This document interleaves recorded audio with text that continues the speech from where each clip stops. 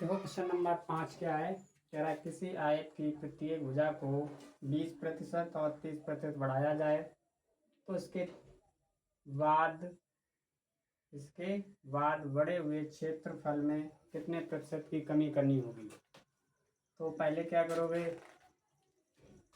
20% जो है उसको पार्ट में चेंज करोगे, बटे 5 क्या हुई वृद्धि, फिर 20% की यहाँ पे क्या हुई 25% की क्या हुई वृद्धि। तो 25% बराबर किसके होता है 1/4। तो 5 में 1 की वृद्धि कितनी होगी 5 वाली 6, फिर 4 में 1 वृद्धि हुई 4 से 5। हमने क्या बताया था, ऐसे क्रॉस में हम इनको काट सकते हैं और इनको ऐसे काट सकते हैं, 2 दूनी 4 दुत्ती 6। तो 2 अनुपात हमारे पास कितना बना 3। तो पहले उसका क्षेत्रफल कितना था 2 यूनिट, बाद में उसका कितना हो गया 3 यूनिट। तो अब मुझे क्या करना है, उसके पहले जितने क्षेत्रफल को प्राप्त करना है, कितना पहले जितना प्राप्त करना है। तो 2 वाली चीज़ 3 हो गई, तो 3 में हमें कितने की कमी करनी होगी जिससे वो 1 हो जाए। 1 की क्या कमी में करनी है, 1 की कमी करनी है। यही जो 1 है वो तुम्हें परसेंटेज में निकालना है कि कितने प्रतिशत की कमी करनी होगी। तो काउंटिंग इस पे होगी क्योंकि कमी इसमें करनी है 3 में, तो 3 पे ही निकाली जाएगी परसेंटेज। तो 1/3, 1/3 की वैल्यू कितनी होती है 33 सही 1/3% की क्या कर दी जाए, यदि कमी कर दी जाए तो पुनः जितना उसका क्षेत्रफल था उतना ही क्या हो जाएगा प्राप्त हो जाएगा। ठीक, देखो नेक्स्ट क्वेश्चन।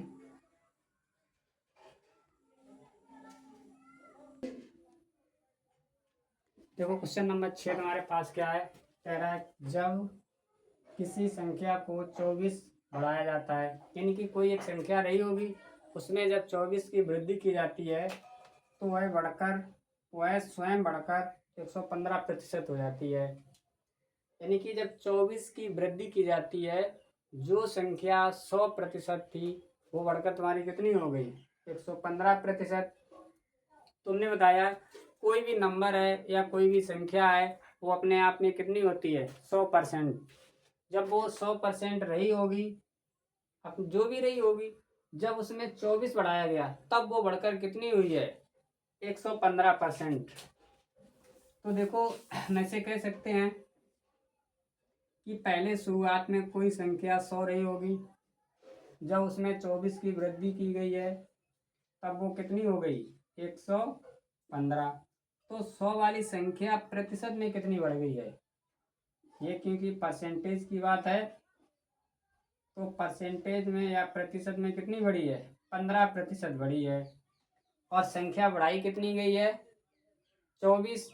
तो हम कह सकते हैं कि ये 15 जो प्रतिशत है वो किसके बराबर होगा 24 के। 15% है वो 24 के बराबर होगा। तो अगर 1% की यहाँ से वैल्यू निकालें तो 3 × 5 = 15, फिर 8 24, तो 5% बराबर 8। तो 1% बराबर कितना आएगा तुम्हारे पास 8/5। तो 8% तुम्हारे पास कितना आया 1% बराबर 8/5। कोई भी संख्या जो होती है वो अपने आप में कितनी होती है 100%। तो मुझे यहाँ से किसकी वैल्यू निकालनी है 100% की वैल्यू निकालनी है इसे। तो 5 एकन 5 और 5 दूनी 10, 8 दूनी 16, तो कितना बना है 160। तो वो संख्या कितनी थी 160। तो उसने ये पूछा कि वह संख्या कौन सी थी 160। अब तुम इसको पार्ट से ऐसे करोगे, क्योंकि हम पार्ट से क्वेश्चन कर रहे हैं तो पार्ट से ऐसे करोगे। संख्या तुम्हारी 100 वाली वो कितनी बढ़ गई है 15 बढ़ गई है। तो 15/100, 5 × 15, 5 दूनी 10। तो पहले वो कितनी थी 20, पहले कितनी थी 20, बढ़कर कितनी हो गई 3 यूनिट बढ़ गई है, तो बढ़कर तुम्हारे पास कितनी हो गई 23। तो देखो बड़ी कितनी है 3 यूनिट तो बड़ी है, यही जो 3 यूनिट है वो किसके बराबर है 24 के। तो 3 यूनिट बराबर 24, तो 1 यूनिट बराबर कितना आएगा 8। तो मुझे वैल्यू किसकी निकालनी है, मूल संख्या हमारे पास यही तो थी 20, तो 20 गुणे 8 बराबर 160। तो चाहे तो हम इसको ऐसे कर सकते हैं या फिर तो इस प्रकार से कर सकते हैं, जो तुम्हें अच्छा लगे दोनों तरीके से उससे करो। ठीक, देखो आगे।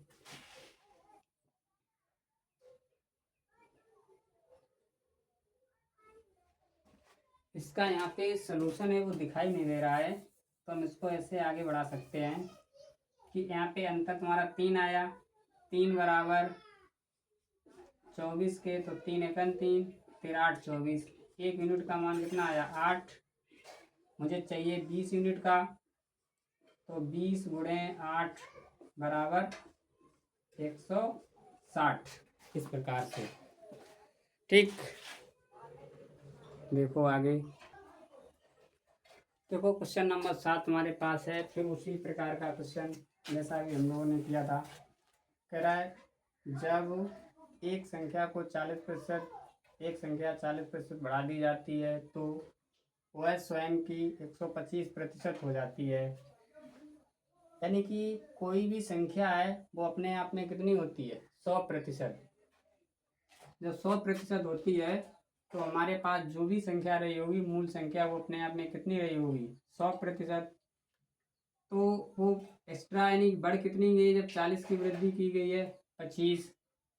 तो हम इसको अगर पार्ट में चेंज करें या ऐसे मान लो, पहले हम तुम्हें दोनों तरीके बताएंगे, पहले से बताएंगे कि कोई संख्या शुरू में कितनी थी 100 और बढ़कर वो हो कितनी गई 125। तो देखो 100 वाली संख्या कितनी बढ़ गई 25, ये प्रतिशत में बढ़ी है। 25% बढ़ी कब है, जब उसमें 40 जोड़ा गया है, यानी कि जब 40 की वृद्धि की गई है। तो हम कह सकते हैं कि 25% की वैल्यू किसके बराबर होगी 40% के। तुम इसको ऐसे लिख सकते हैं 25 बराबर 40, और 55 25 5 अट्ठे 40, 1 बराबर 8/5। तो 100% की वैल्यू कितनी आएगी 100 गुणे 8/5, 5 एकन 5, 5 दूनी 10, 8 दूनी 16, 160 ऐसे आ गई। जब इसको पार्ट से करोगे तो कैसे करोगे, देखो 100 संख्या थी, बढ़ कितनी गई है 25, तो 25% तुम्हारे पास पार्ट कितना होता है 1/4, 1/4। तो 4 वाली संख्या कितनी हो गई बढ़कर 5, पहले शुरू में 4 थी, 1 यूनिट बढ़ गई तो कितनी हो गई 5। तो वृद्धि कितने यूनिट की हुई है 1, तुम्हारे अकॉर्डिंग 1 यूनिट की वृद्धि हुई है। क्वेश्चन में कितनी की वृद्धि हुई है 40 की, तो यही 1 यूनिट बराबर किसके होगा 40 के। तो 1 यूनिट बराबर 40, तो 4 यूनिट का मान कितना होगा 40 गुणे 4 बराबर 160। तो जो ये संख्या वाले तुम्हारे क्वेश्चन हैं ये बहुत इंपॉर्टेंट होते हैं, क्योंकि यहाँ से क्वेश्चन तुम्हारे एसएससी जीडी हो या रेलवे हो या एनटीपीसी हो, कोई एग्जाम हो, वहाँ से हर एग्जाम में यहाँ से एक तुम्हारा क्वेश्चन बनता है। तो चाहे हम पार्ट से करें चाहे तो 100 से करें, दोनों प्रकार से क्वेश्चन को हम आसानी से कर सकते हैं। देखो इसके बाद 8 नंबर क्वेश्चन।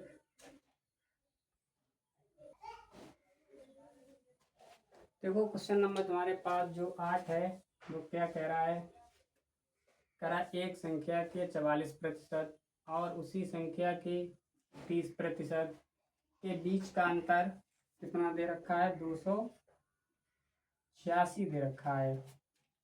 तो कोई भी संख्या है वो अपने आप में कितनी होती है 100% होती है।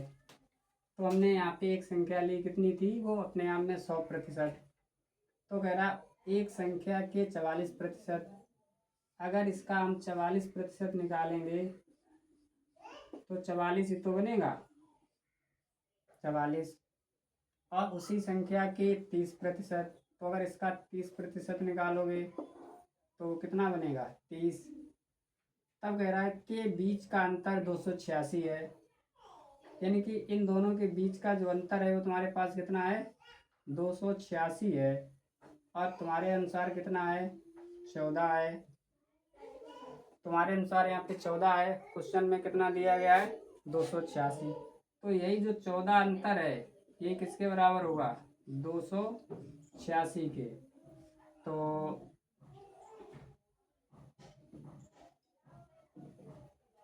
286 के होगा, तो इसमें हम निकाल सकते हैं। यहाँ पे 30% है भाई, कितना है, सॉरी 30%, कितना है, 30%। तो यहाँ पे अंतर तुम्हारे पास कितना बना है, 11 का। तो यही जो 11 है वो किसके बराबर हो जाएगा, 286 के। तो 11 एकन 11, 11 दूनी 22, बचा 6, 11 छंगा 66। तो 1% की वैल्यू कितनी आई, 26। मुझे चाहिए कितने प्रतिशत की वैल्यू, 100% की। जब 100% की निकालोगे तो 26 गुणे 100 कितना हो गया, 2600। इस प्रकार से तो बहुत आसानी से निकाल सकते हो, बहुत इजी तरीके से, कोई प्रॉब्लम तो है नहीं इस प्रकार के क्वेश्चन में। देखो हम तुम्हें और सारे क्वेश्चन कराएंगे, जो भी प्रॉब्लम है वो क्या होगी, तुम्हारी खत्म हो जाएगी। देखो नेक्स्ट क्वेश्चन हमारे पास कितना दिया गया है, कह रहा है 498 किस संख्या से 17% कम है।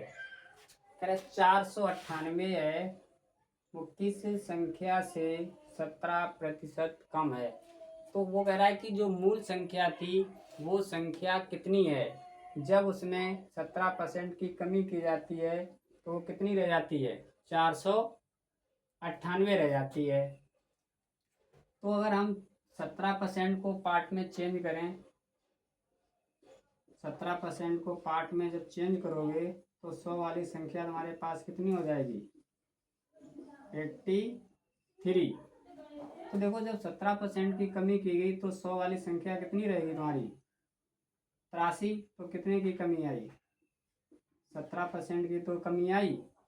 तो 17% की जो कमी आई है वो मेरे पास 100 में से कमी हुई है, तो मुझे इसकी वैल्यू ये दे रखी है 83 वाली।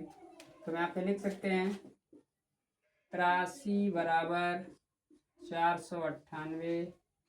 तो ये कितनी बार कटेगी संख्या, 6 बार। 83 एकन 83, तो 6 तियाँ 18 और 8 छंग 48, 49। तो 1% की वैल्यू तुम्हारे पास कितनी आई, 6। तुम्हें चाहिए कौन सी वाली वैल्यू, 100 वाली चाहिए है। तो 100 गुणे 6 बराबर 600 संख्या थी। तुम अपना इसका आंसर भी चेक कर सकते हो।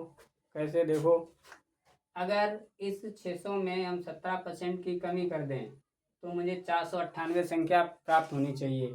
अगर 498 प्राप्त हो रही है तो समझो तुम्हारा ये आंसर 600 सही है। अगर ये 600 आंसर तुम्हारा 498 नहीं आ रहा है तो इसका मतलब ये 600 तुम्हारे पास आंसर क्या है, गलत। देखो तो अगर 600 का 17% निकालेंगे कितना बनेगा, ऐसे निकालोगे 17 छंगा 102। तो अगर 600 से हम 102 माइनस कर दें तो कितना बचेगा, इधर बचा 8, इधर बचा 9, इधर बचा 4। तो यही तो वो पूछ रहा है, कह रहा है अगर 17% की कमी कर दी जाती है तो वो संख्या कितनी रह जाती है, 498। देखो नेक्स्ट क्वेश्चन, देखो क्वेश्चन नंबर 10 तुम्हारे पास क्या है। क्वेश्चन में बोल रहा है एक संख्या दूसरी संख्या की 25% बड़ी संख्या छोटी एक संख्या दूसरी संख्या की 25% है, बड़ी संख्या छोटी संख्या से 12% अधिक है, यानी 12 अधिक है, तो मेरा बड़ी संख्या कितनी होगी। तो अगर मेरा एक संख्या दूसरी संख्या की 25% है, यहाँ पे उसने ये बात नहीं बोली है कि 25% कम है या 25% अधिक है, सिर्फ 25% शब्द कहा है। तो 25% का मतलब मुझे यहाँ पे कितना लिखोगे, 1/4। तो पहले वो संख्या शुरू में कितनी रही होगी, 4, कितनी 4, बाद में वो संख्या कितनी रह गई, एक कह रहा 25% है, तो यानी कि ये 4 थी, वो एक है तुम्हारे पास 25%। ठीक, तो ये तुम्हारे पास जिसका रेशियो बड़ा होता है वो बड़ी संख्या होती है, जिसका रेशियो कम होता है वो छोटी संख्या होती है। तो ये 4 संख्या बड़ी थी, एक संख्या तुम्हारे पास छोटी थी, तो छोटी संख्या से 12 अधिक है, कह रहा बड़ी संख्या जो है छोटी संख्या से कितनी अधिक है, 12। तो अधिक का मतलब होता है अंतर, तो इन दोनों में अंतर कितने का है, 25 यानी कि 12। तो ये 12 यूनिट तुम्हारे पास जो मिला है वो दोनों के बीच का अंतर ही तो है। तो यहाँ पे हम कह सकते हैं कि 3 यूनिट बराबर 12। तो 1 यूनिट का मान यहाँ से कितना आएगा, 4। कितना आया, 4 आया। जब 1 यूनिट का मान 4 आया तो बड़ी जो अनुपात होती है वैल्यू वो बड़ी होती है, छोटा अनुपात होता है वो छोटी वैल्यू होती है। तो यहाँ पे हम लिख सकते हैं 4 × 4 बराबर 16। जो बड़ी संख्या थी वो तुम्हारे पास 16 थी। अगर छोटी संख्या पूछी जाए तो वो तुम्हारे पास कितनी थी, 4। अब इसका भी तुम आंसर चेक कर सकते हो अपने आप। कैसे, देखो 16 और 4 के बीच का जो अंतर होगा वो कितना होगा, 12 होगा। तो यहाँ भी तुम्हारे पास कितना अंतर है, 12 ही तो है। तो जब अंतर 12 है तो इसका मतलब ये तुम्हारे पास आंसर क्या है, सही है। तो इस प्रकार अपना हम आंसर भी चेक कर सकते हैं।